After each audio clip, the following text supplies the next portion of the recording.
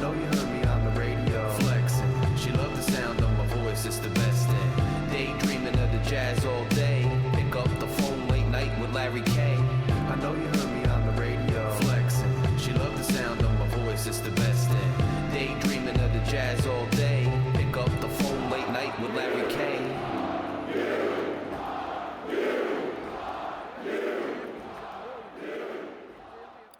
Rutgers Scarlet Knights fans, it's your host, Larry K. Night Watch, believe it or not, is still alive. It's still going. I still have opinions. I'm still following the team, football and basketball. We actually have big news coming soon. You saw the commercial we had.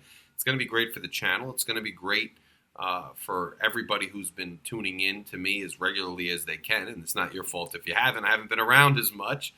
I've been trying to find a place to domicile a written column. I may just domicile that written column right here. In the future, I may make it a perk for people who join the channel, but we'll get to all that another time. I did want to say my piece today on a few things. I wanted to briefly touch on men's basketball.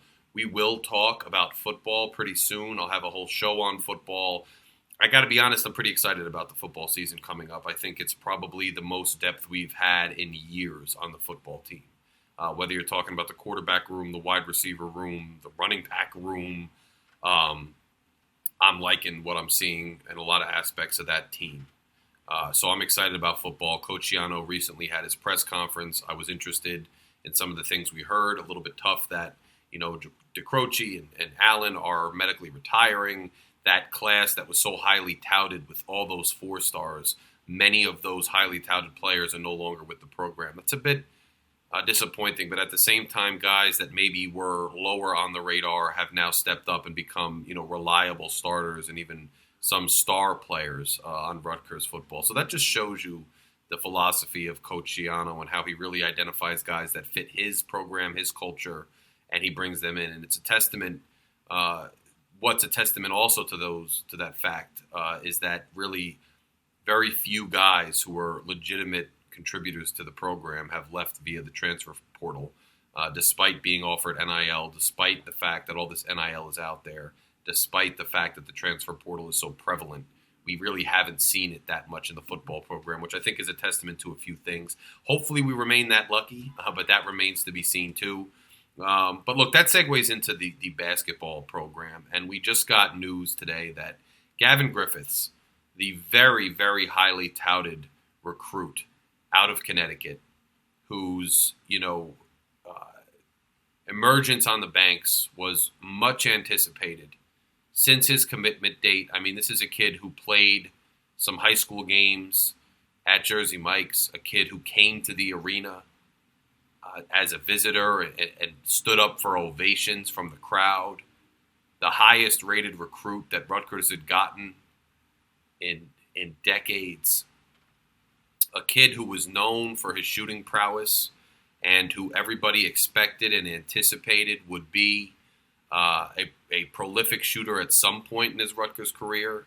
Maybe it might take him some time to get going as a freshman, but everybody expected him to be a key contributor to this team, especially next year with the talent we have coming in. And really, he was one of the first dominoes to fall over the last 2-year recruiting cycle to make fans and the media and others really take notice and say, wow, look at Rutgers. Look what Rutgers can do. Look what they're putting together. Look what they're building. And today the news comes out that Gavin Griffiths will be hitting the transfer portal. Now, this isn't completely unexpected. There were rumblings for at least a few days, maybe a week, that this could be happening. It's all the more intriguing because Gavin had said some time ago that he would openly discuss transferring. He's never going to transfer. He's not hitting the portal. He's loyal to Rutgers. He's loyal to Pike, all that other stuff. And you could take that, crumple that up, dunk that in a beer, wipe it on your behind, and throw it in the garbage. But hopefully it goes in, unlike Rutgers shooting this year. Sorry I had to hit the low blow. I love my program. I love, the kids that play. But, hey, it is what it is. Shooting was abysmal. Gavin Griffiths wasn't shooting too well either. Some of that could be put on the staff. I think we've seen now that no matter how prolific you think an offensive player is, no matter how much raw talent they seem to have when they get to Rutgers the last few years, we might be a great defensive team. we might be a competitive team with a lot of heart, but one thing we seem to be lacking consistently is consistent offensive firepower and any kind of prolific offensive play.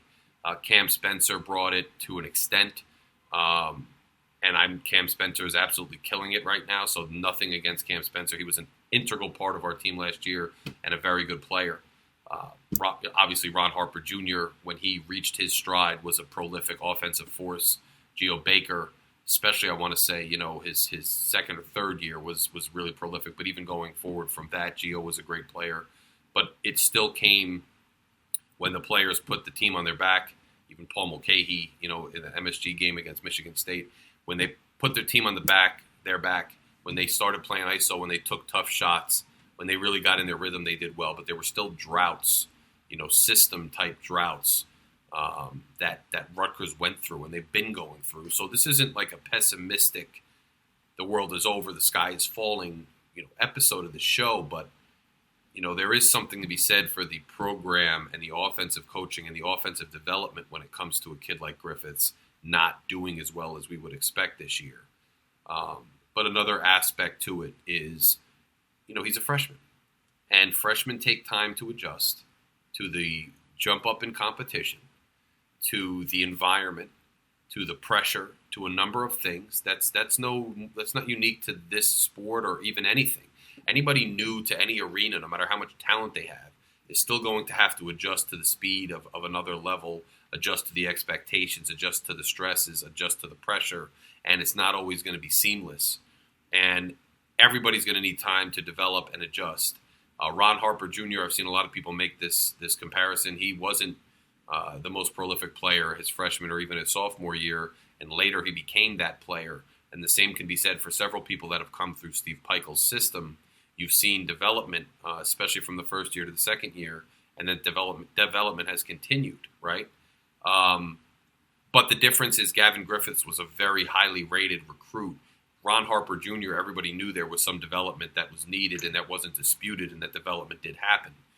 Now you're seeing a kid like Gavin Griffiths come in where he's not necessarily supposed to be the package deal, but he's supposed to be leaps and bounds above some of the other better players that we've had in the program because they didn't come out of high school rated that highly.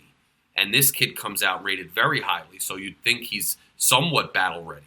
And then any developments would make him exponentially better and even, head and shoulders elevate the program. And we didn't see that this year, and I think the blame goes everywhere. Yes, the supporting cast. Yes, the staff. And yes, Gavin Griffiths himself.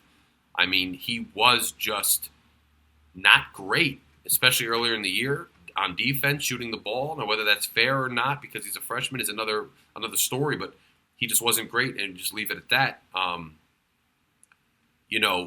you had the emergence of of Williams, and it was a little too late, and you could thank the NCAA for that, and that's just something you have to get used to with the NCAA. How would it have been if Jeremiah Williams was playing from the very beginning of the season? I don't know, but we still saw things and the wheels come off late in the season.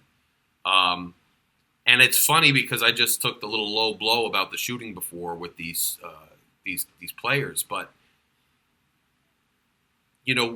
speaking to the transfer portal, speaking to what we're seeing right now, we used to see a situation where the young men and women on the court playing the sports that we were observing were actual students of Rutgers University, student athletes, who by virtue of their athletic talent and ability were afforded a college education, which, ask anybody paying back student loans, including me, is a great financial windfall, both in terms of saving the money you would have had to pay for that college education and having that investment that's going to return that ROI in terms of what types of employment and jobs and opportunities you're going to get by virtue of that college education.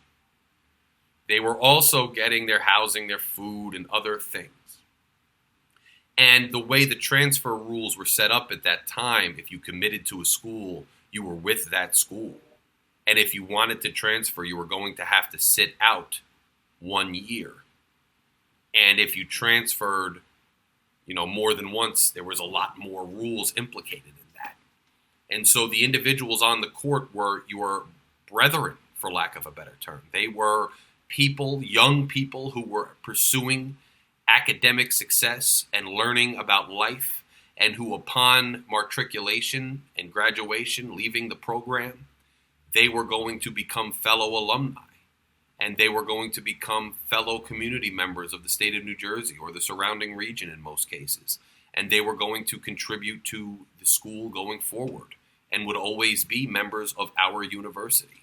And so you had to hesitate before you criticized. You had to hesitate through the ups and downs. These were your students in arms, your fellow alum. And now what we're seeing is a system with no limitations on transferring. NIL, which I understood name, image, and likeness, which is what NIL stands for. Name, image, and likeness meant that a player could earn money off of their name, image, and likeness. It was counterintuitive and silly and extreme that they weren't able to earn money off of their own name, image, and likeness, i.e. a jersey sale with their name or likeness on it with their number, or their likeness on a video game, or signing an autograph, or even doing a commercial for a local car dealership. They should always be allowed the freedom to go out into the marketplace and with their name, image, and likeness that they've earned from playing sports at a high level and garnering interest and fame, even on a small local and regional level, they should always have the freedom to go out and use their own name, image, and likeness to earn money if people should choose to compensate them specifically for their earned name, image, and likeness. However, what is now called NIL, name, image, and likeness, has turned completely into pay for play, which is a completely different thing than what I just said. What we have now in college sports is people simply being paid to play the game, and coupled with absolutely no legitimate semblance of any consistent transfer rules, other than guys like Williams or guys we get apparently, Brantley, who apparently can't play for the duration of full seasons because it's so arbitrary what the NCAA does. And I'm sure other programs face some of this same issue.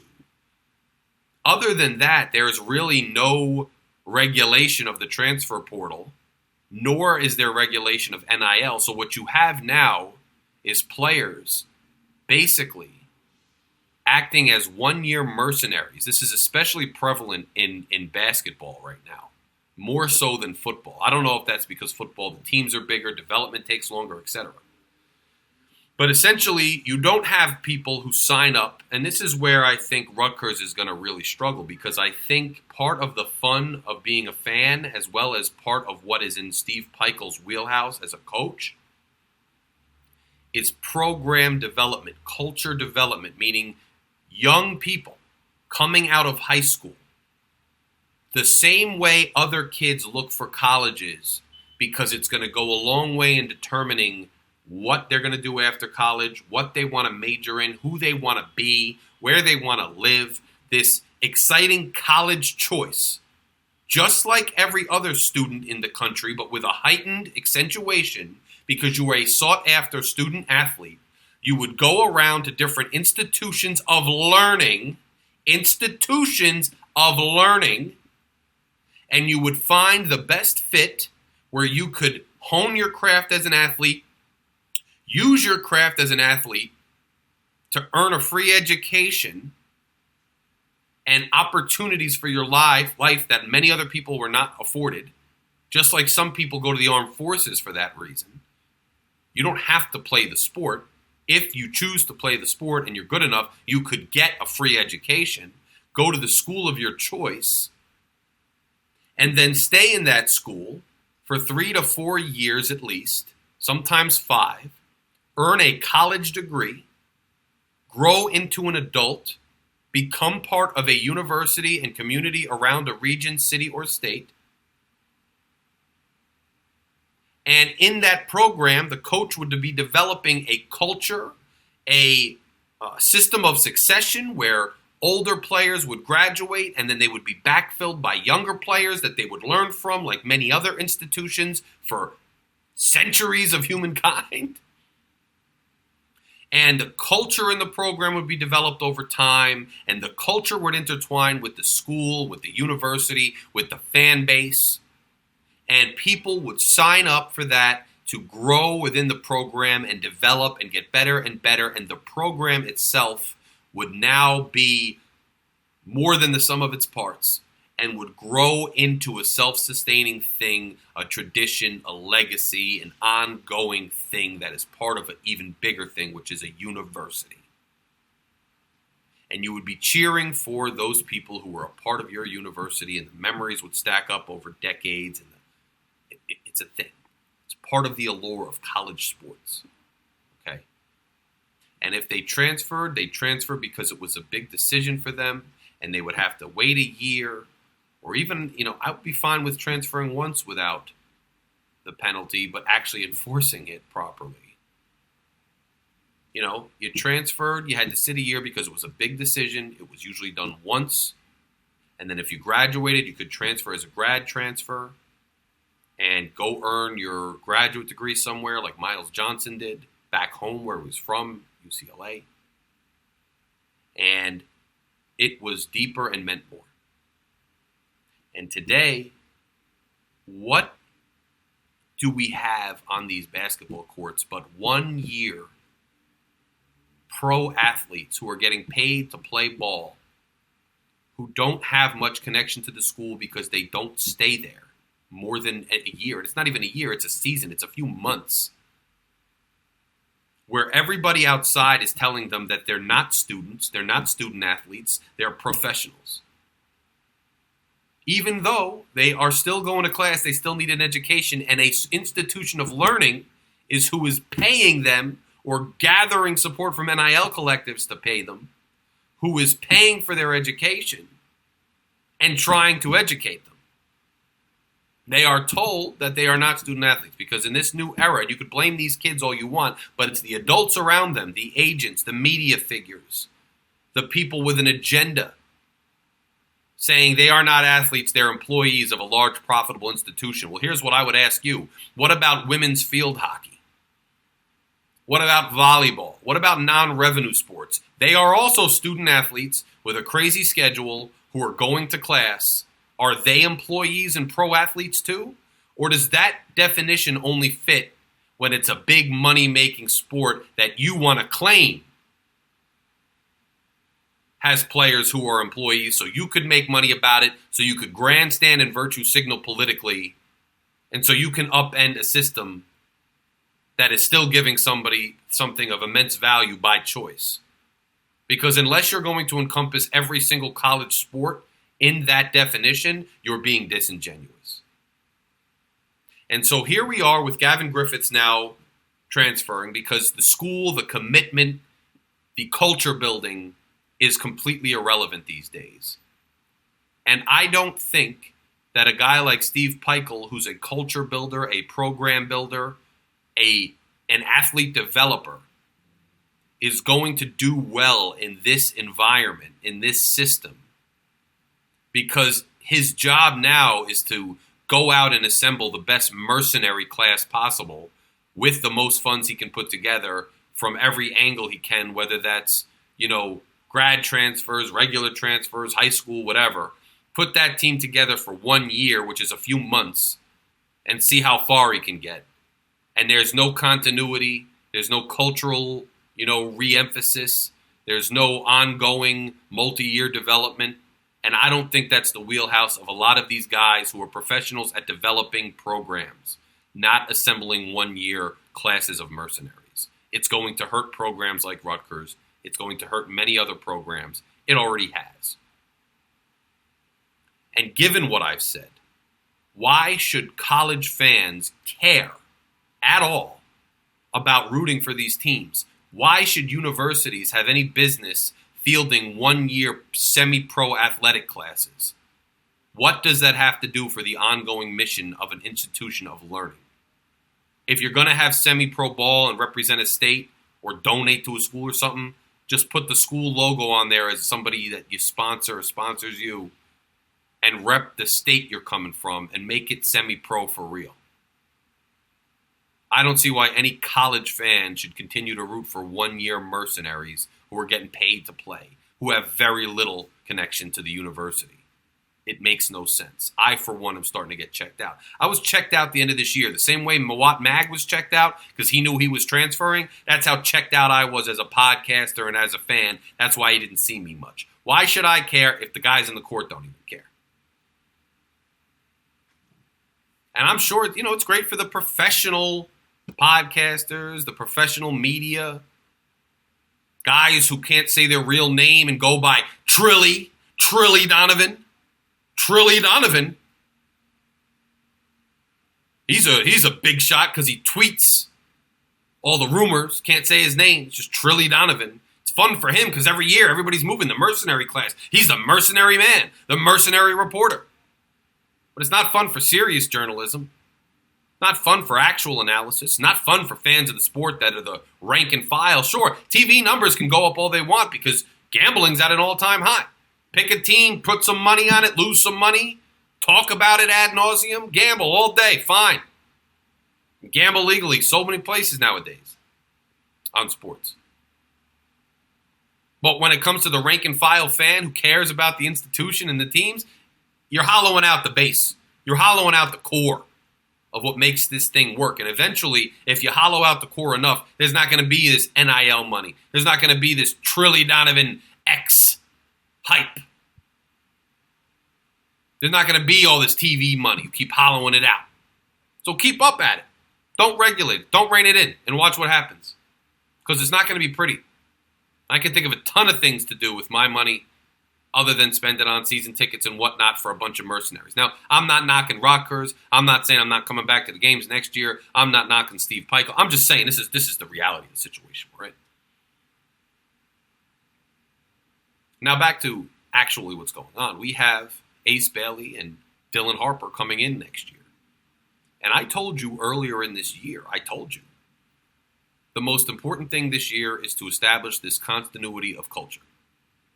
Establish continuity of culture in this program so that when these two young men who are supremely talented, but very young, take the step up in competition, and it's largely speculated that these two will be one-and-done players. They will play 1 year. If you want to have any chance at actual serious success next season in a deep tournament run, or contend for a Big Ten title, or contend for a Big Ten championship, or a tournament championship, you better establish some base for these two young men to come into, where they can step in, set up to succeed, rather than step into a vacuum and a bridge and a rocket ship headed to nowhere.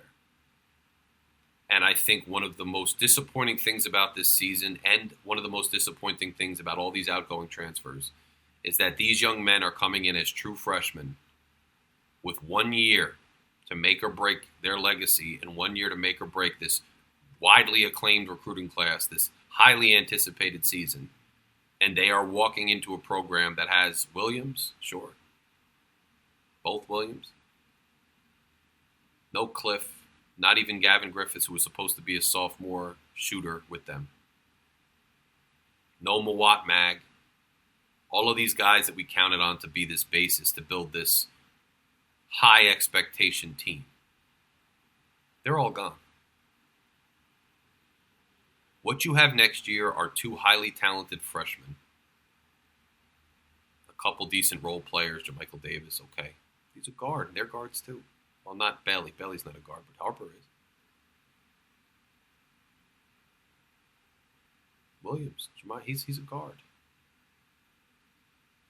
Where's your team? Where's your basis? Where's your competitive team? Now, Lathan Somerville is a beast of a player. I think he's a great player. Again, he's a freshman.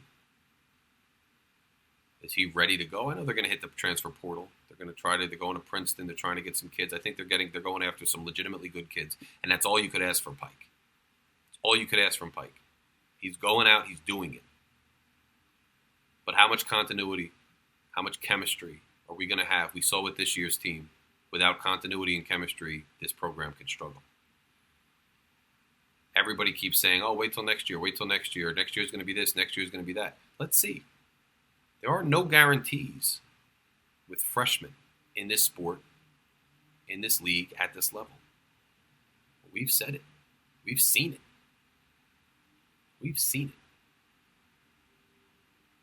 So you'd be a fool to put expectations on this season coming up. You'd be a fool to put expectations on it. You could get excited. You can get excited. You should get excited. But I wouldn't put crazy expectations on it. Because as we've seen with Griffiths, there's no guarantee that freshmen are going to be as successful as you want them to be. And it's 1 year. And without a supporting cast, it's going to be a struggle. That's just the reality of it. And when you talk about guys like Mawot Mag, you talk about guys like Cliff Amori. Cliff was a highly touted recruit himself, and for 2 years with a good supporting cast, Cliff was an absolute force on defense. I'll never forget when he absolutely dominated Coburn against Illinois, the one game at home when he was sick of hearing about his hype. Cliff is a great kid, donated money to institutions in Newark. You know, a kid with a great immigrant, American story. I'm rooting for Cliff wherever he goes. But you have to question the program development when Cliff looked like he didn't develop as much at all after his sophomore year. You have to question the program when Mawot Mag looked stagnant as well, despite injuries. I know injuries played into it, but he looked stagnant. When we weren't seeing the growth that we used to see under Steve Peichel from freshman to sophomore year, you had to start scratching your head. And I don't know if there is any type of change in the system or style or any human nature complacency. I'm not saying it's intentional. I'm saying that humans can tend to get complacent when they think everything's going to be better tomorrow because we have these recruits coming in. I'm not sure if Cam Spencer and Paul Mulcahy pulling the rug out from under this staff after the transfer portal window had closed, but the grad portal window was open still, had anything to do with it. Of course, all those things definitely should and will factor in. But regardless of what the reason is, with the current landscape of college basketball, you've got to wonder a little bit about where this program and team are going. I hope Ace and Dylan come in and set the world on fire. I hope the transfers we go out and get are absolutely incredible. And I hope we make the deepest run we've ever seen in my lifetime at Rutgers next year. But speaking of gambling, I don't think I'd bet that much on it, given our circumstances. Now, I'm not saying it can't happen. I want these kids to come in here and set the world on fire and do awesome. But there's no guarantee. I'm not saying they can't do it. I'm not saying they're not great players. I'm just saying you can't expect those things and assume it's going to happen. You just can't. This year, it's interesting. Williams, who didn't start playing till later in the year, he had the most points per game. He averaged the most points per game of anybody on the team at 12.2. Andre Hyatt, who gets a lot of flack for some reason. I mean, he did the best he could. The layups were a problem, but he did the best he could, 10.5. Cliff, again, got a lot of agita this year from people. Cliff, 10.4. Then Mag, 9.1. Derek Simpson after that at 8.3. Noah Fernandes. Gavin Griffiths was all the way down on the list. He only averaged 5.8 points a game. Jermichael Davis, 5.6. So you are bringing back your best scorer and arguably your best player in Jeremiah Williams. But you're losing the entire core of the team that you had that was carrying you at least in points. And that's scary because who are you replacing them with? Andre Hyatt, 335 points total on the year. Cliff, 333. By far and away, the most prolific scorers on the team. By far and away. Rebounds, Big Cliff averaged 8.3 a game. That's great. That's a good number. That's a good number. Next on the team, you got 4.6 from Andre Hyatt. Williams again, 3.4. Mag, 3.8. Simpson, 3.2. Griffiths, you're going down to 2.2. Jermichael Davis, 3.1. Not terrible. Blocks, obviously, Cliff far and away, 2.9 a game. Assists, Williams up there at 2.8. Hernandez 1.6, Simpson 2.9. Simpson's another exile. Now, I understand Simpson. I don't know. Again, though, what is confusing and what is troubling about Simpson is that you didn't see the jump you wanted to see from freshman to sophomore year. You look at Simpson the end of last year as a freshman, it looked like he was really coming on. It looked like he was really going to develop and be an integral part of the team this year and going forward, especially with the lack of talent this year. But he failed to really rise to the occasion and score or play with any kind of consistency. He looks to leave, and I don't blame him or the program for Simpson parting ways. But it's concerning that there was a lack of development there. And you can't get out of the fact that it was concerning that there was a lack of development there, and there was. So no matter how you slice it right now, guys, you could put it on the staff, you could put on lack of offense, you could put it on the players, you could put it on anything you want. The men's basketball team at Rutgers, we have a great class coming in. We have a good player on the roster. A couple other guys that could rise to the occasion. There's potential here. We're looking at transfers. But the way this program currently is, and the way it's set up with the